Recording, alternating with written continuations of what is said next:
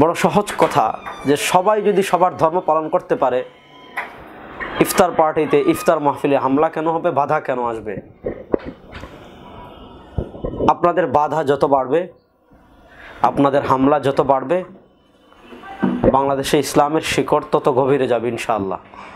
আপনারা ইতিহাসে হারিয়ে যাবেন, ইসলাম থাকবে ইনশাআল্লাহ। বিসমিল্লাহির রহমানির রহিম। নাহমাদুহু ওয়া নুসাল্লি আলা রাসূলিহিল কারীম, আম্মা বা'দ। প্রিয় দর্শক, রমাদান মুসলমানদের ইবাদতের অন্যতম একটি মাস। রমাদানুল মুবারকের একটি গুরুত্বপূর্ণ অনুষঙ্গ, একটি গুরুত্বপূর্ণ ইবাদত হলো ইফতার করা এবং করানো। নবী করিম সাল্লাল্লাহু আলাইহি ওয়াসাল্লাম হাদিসে ইফতার করানোর অনেক বেশি ফজিলত বর্ণনা করেছেন। আমাদের দেশে মুসলমান সংখ্যাগরিষ্ঠ, এটা চিরসত্য কথা। আপনি মানতে পারেন আর না পারেন, এটাই বাস্তব।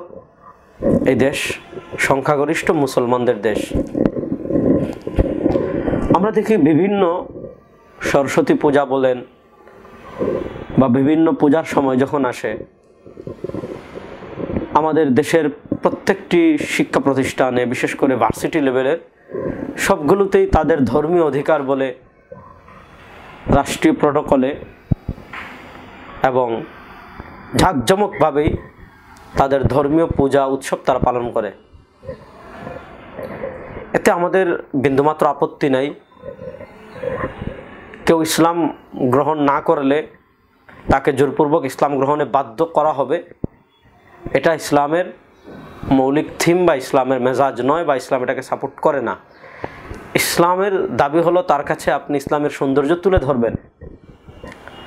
যদি সে ইসলাম কবুল করে আলহামদুলিল্লাহ, নচেত লাকুম দীনুকুম ওয়ালিয়া দীন। সে তার মতো ধর্ম পালন করবে, তার ধর্ম পালন করে সে তার পরিণাম ভোগ করবে। আমরা আমাদের ধর্ম পালন করে আমাদের পরিণাম ভোগ করব।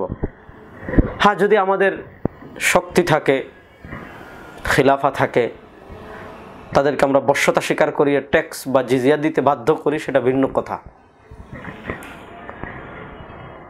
আমরা দেখি বাংলাদেশে হিন্দুদের পূজা যখন আসে, খ্রিস্টানদের ক্রিসমাস ডে যখন আসে, তখন কোরআনুল কারীমের লাকুম দীনুকুম ওয়ালিয়া দীনের উদ্ভট নতুন ব্যাখ্যা শুনতে থাকি যে ধর্ম যার যার, উৎসব সবার।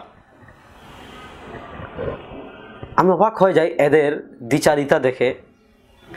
আল্লাহ লাকুম দীনুকুম ওয়ালিয়া দীন, এখানে কি ধর্ম যার যার, উৎসব সবার এটা বলেছেন? আল্লাহ এটা তো বলেন নাই। আল্লাহ কাফেরদেরকে কাটছাট ধারা দিয়েছেন, কুল ইয়া আইয়ুহাল কাফিরুন লা আ'বুদু মা তা'বুদুন।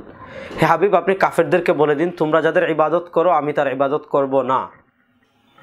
তোমরা তোমাদের মতো ধর্ম নিয়ে থাকো, আমি আমার ধর্ম নিয়ে থাকো, অর্থাৎ থাকবো। ধর্মের প্রশ্নে একচুলো ছাড় দিব না। এই আয়াতকে কোথা থেকে কোথায় নিয়ে গিয়েছে? আমাদের দেশে হিন্দুদের উৎসব যখন আসে, খ্রিস্টানদের ক্রিসমাস ডে যখন আসে, তখন ধর্ম যার যার স্লোগান দিয়ে ব্যাপকভাবে তাদের উৎসবগুলো করে দেওয়ার ব্যবস্থা করে দেওয়া হয়। আর ইদানিং আমরা দেখতে পাচ্ছি শাহবাগী শ্রেণী যারা আছেন, ওনাদের গরুর গোশত দেখলে অ্যালার্জি শুরু হয়ে যায়। ইফতার মাহফিল বন্ধ করার নামে পায়তারা করেন, আবার অসাম্প্রদায়িক বাংলাদেশের কথা বলে। গতকালকে আমরা দেখেছি ইফতার মাহফিলে হামলা করা হয়েছে।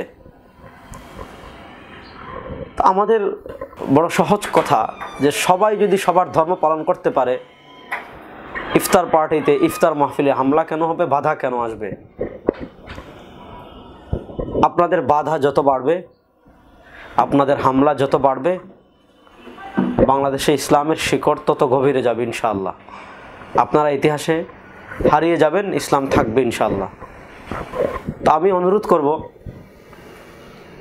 বিশেষ করে যারা ভার্সিটি লেভেলে আছেন, পড়াশোনা করেন, আপনারা 4 জন 5 জন 6 জন 7 জন 8 জন একত্রিত হয়ে ভার্সিটি চত্বরে ইফতার করবে। এই ছবিগুলো সামাজিক যোগাযোগ মাধ্যমে আপলোড করবেন। এবং তরুণ যারা আছেন তারা ইফতার, সেহরি, তারাবি এগুলোর অনুভূতি সামাজিক যোগাযোগ মাধ্যমে প্রচুর পরিমাণে শেয়ার করবেন। এবং সুযোগ থাকলে এলাকার যুবকরা রমাদানে 1 দিন 2 দিন 3 দিন 4 দিন যতদিন পারেন একত্রিত হয়ে ইফতার করবেন। এগুলার অনুভূতি সামাজিক যোগাযোগ মাধ্যমে ছড়িয়ে দিবেন। কারণ এই সংস্কৃতিকে যদি আমরা ছড়িয়ে দিতে না পারি, তাহলে আধিপত্যবাদীরা তাদের শিরকি সংস্কৃতি ছড়িয়ে দেওয়ার সব ধরনের পরিকল্পনা তো করছে, সেটা বাস্তবায়ন করারও চেষ্টা করছে। এজন্য আমরা তরুণ যুবক যারা আছি আমরা সতর্ক থাকব। আল্লাহ আমাদের সবাইকে সঠিক পথে পরিচালিত করুন। আসসালামু আলাইকুম ওয়া রাহমাতুল্লাহি ওয়া বারাকাতুহু।